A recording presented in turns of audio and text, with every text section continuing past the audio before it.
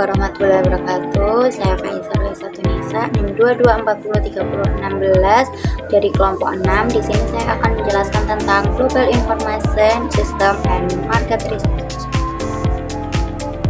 Oke. Materi yang pertama adalah sistem informasi global. Jadi, sistem informasi global adalah agenda atau daftar subjek yang informasinya itu diperlukan. Subjek ini misalnya pasar, persaingan, mata uang, sumber daya, lingkungan sosial budaya, dan lingkungan hukum politik. Kemudian, setelah subjek itu ditetapkan, informasi aktual itu dikumpulkan melalui pengamatan atau surveillance dan pencarian atau research. Manajemen perusahaan itu menghadapi beberapa persoalan yang membingungkan saat mengembangkan arsitektur sistem informasi global, yaitu yang pertama menyepakati kebutuhan pengguna bersama, yang kedua yaitu menetapkan perubahan pada proses bisnis, terus yang ketiga mengkoordinasi pengembangan aplikasi, dan juga yang terakhir adalah mengkoordinasikan perselisihan perangkat lunak. Oke, materi selanjutnya yaitu komponen-komponen sistem informasi global. Infrastruktur teknologi informasi memiliki 7 komponen utama. Semua komponen ini harus saling mendukung agar perusahaan memiliki sistem yang kuat dan terintegrasi.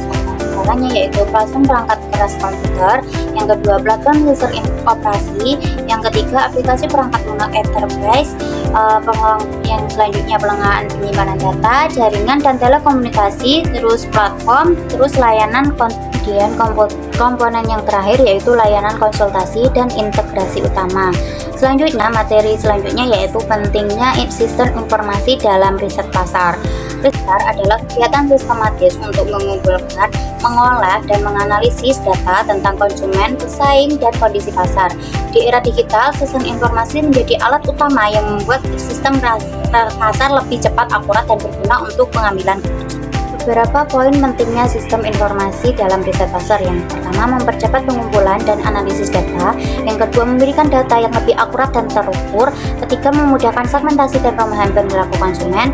Yang selanjutnya yaitu mendukung strategi digital marketing dan perluasan pasar termasuk online. Selanjutnya yaitu meningkatkan ketepatan pengambilan keputusan dan pengurangan resiko, membantu integrasi antar sistem lama dan inovasi baru, dan yang terakhir yaitu mendorong pengguna lokal untuk mendukung sistem global. Dan materi selanjutnya yaitu peran teknologi informasi dalam analisis pasar global.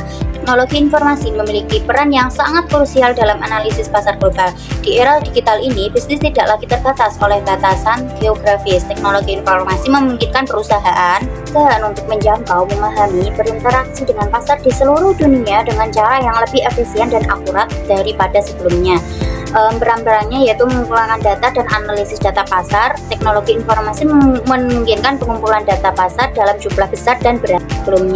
Sebelum adanya teknologi informasi, analisis pasar global membutuhkan waktu dan biaya yang sangat besar. Namun sekarang dengan teknologi informasi, proses ini menjadi jauh lebih cepat dan efisien. Pemasaran dan komunikasi lebih efektif. Teknologi informasi, komunikasi yang lebih efektif. Teknologi informasi tidak hanya membantu analisis, tapi juga penerapannya. Setelah mendapatkan wawasan dari analisis pasar, teknologi informasi membantu perusahaan menjangkau audiens target secara global.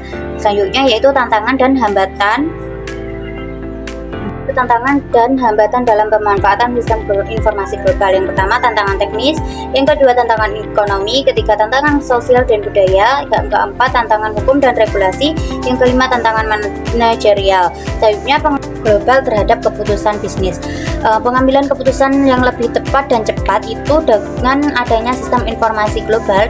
Data dari cabang perusahaan dari berbagai negara bisa dikumpulkan secara real time. Yang selanjutnya, meningkatkan koordinasi global. Sistem informasi global menyatukan standar data antar negara. Hal ini memudahkan komunikasi dan koordinasi. Selanjutnya, akses ke analisis pasar global. Perusahaan bisa mengolah data dari berbagai negara untuk memahami tren konsumen. Perusahaan bisa membuat keputusan berbeda untuk tiap wilayah. Jadi menyesuaikan produk dan strategi pemasarannya. Selanjutnya yaitu dukungan untuk strategi kompetitif. Dengan sistem informasi global, perusahaan dapat memantau aktivitas kompetitor di berbagai negara.